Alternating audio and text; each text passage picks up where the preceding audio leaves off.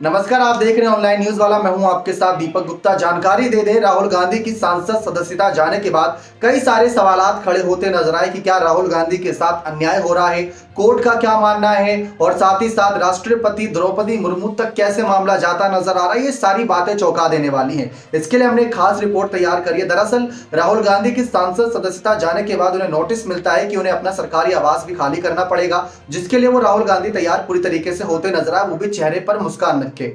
कई लोगों ने उनको कहा कि हमारा घर आपका घर। तो राहुल गांधी के लिए लोगों का ये प्यार ऐसे समय पर देखने को मिला, तो ये बहुत अच्छी बात है। लेकिन इस मामले पर लोकसभा के पूर्व महासचिव पीडीटी आचार्य ने एक बड़ी बात करी। जी हां, जब बात हुई खुलकर तो उन्होंने तमाम बातें सबके सामने रख दी और इस बात को सुनकर हम भी दंग थे कि कैसे राष्ट्रपति द्रौपदी मुर्मू तक ये बात जा सकती थी राहुल गांधी की सांसद सदस्यता को लेकर।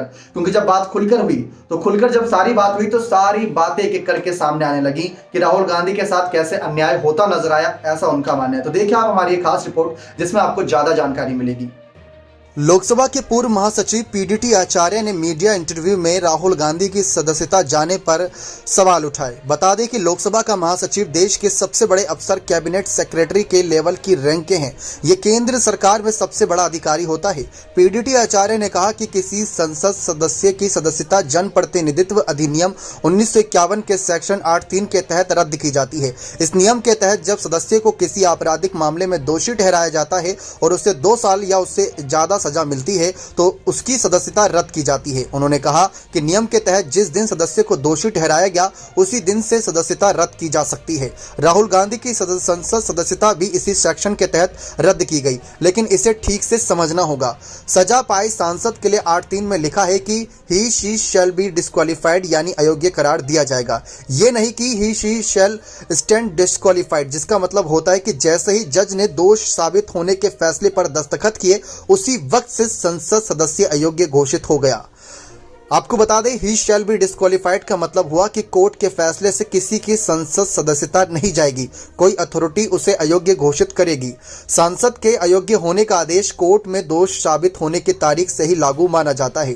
पीडीटी आचार्य ने इस फैसले पर सवाल खड़े करते हुए कहा कि यह फैसला मुझे भी सही नहीं लगा। दोष साबित होने से ही संसद सदस्य को अयोग्य नहीं ठहराया जाता। दोष सिद्धि के साथ 2 साल या उससे ज्यादा सजा हो तभी सदस्यता जाती है।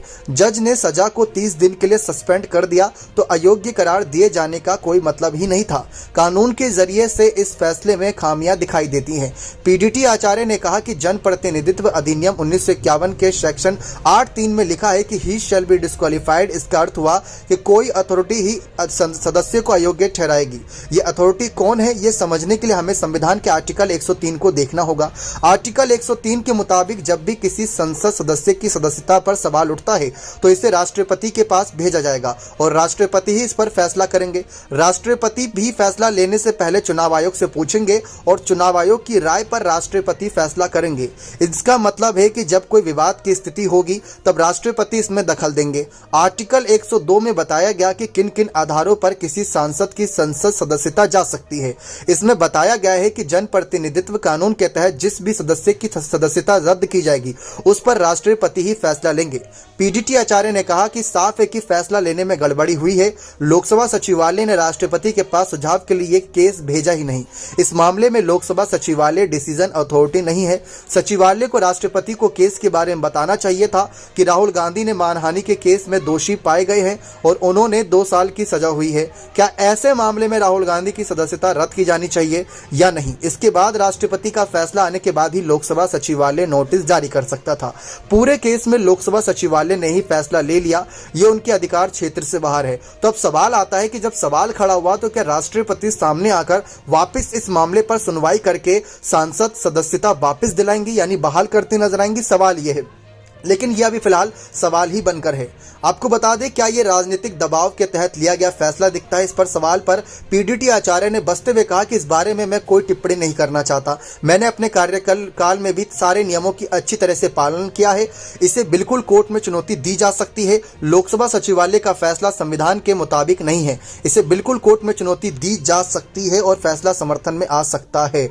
उन्होंने कहा कि लोकसभा सचिवालय का फैसला संविधान के मुताबिक नहीं होता।